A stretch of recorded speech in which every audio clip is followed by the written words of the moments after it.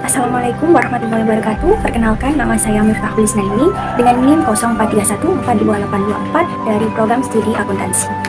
Pada kesempatan ini, saya akan membahas mengenai pelajaran dari sejarah Pancasila bagi generasi muda dengan berfokus pada proses lahirnya Pancasila. Tema ini penting karena melalui pemahaman sejarah lahirnya Pancasila, kita dapat mengenali nilai-nilai luhur yang menjadi dasar kehidupan berbangsa dan bernegara, sekaligus memahami relevansinya bagi generasi muda saat ini. Sejarah lahirnya Pancasila merupakan proses panjang yang mencerminkan perjuangan dan pemikiran luhur para pendiri bangsa dalam merumuskan dasar negara Indonesia. Melalui perjalanan sejarah tersebut, kita dapat memahami bagaimana nilai-nilai Pancasila terbentuk dan mengapa hingga kini masih relevan bagi kehidupan bangsa, terutama bagi generasi muda. Proses lahirnya Pancasila diawali dengan pembentukan sidang BPUPKI pada bulan Mei hingga Juni tahun 1945 oleh pemerintah pendudukan Jepang. Disinilah para tokoh bangsa seperti Insinyur Soekarno, Muhammad Hatta, dan Muhammad Yamin menyampaikan gagasan-gagasan tentang dasar negara Indonesia merdeka. Dari berbagai pandangan tersebut, akhirnya muncul 5 sila yang menjadi dasar bagi kehidupan berbangsa dan bernegara. Kemudian, hasil pemikiran itu disempurnakan pada Piagam Jakarta pada tanggal 22 Juni 1945.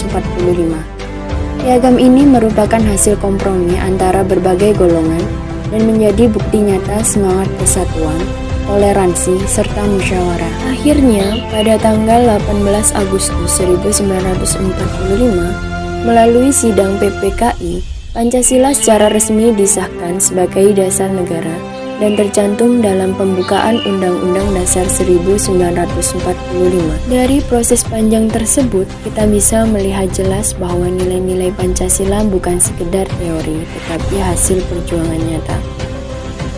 Sila pertama, ketuhanan yang Maha Esa, tercermin dari semangat religius dan saling menghargai antar umat beragama.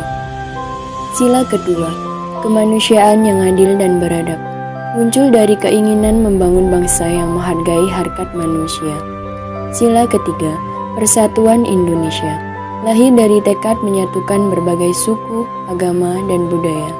Sila keempat, kerakyatan yang dipimpin oleh hikmat kebijaksanaan dalam permusyawaratan perwakilan, tampak dari cara para tokoh berdiskusi dan berkompromi.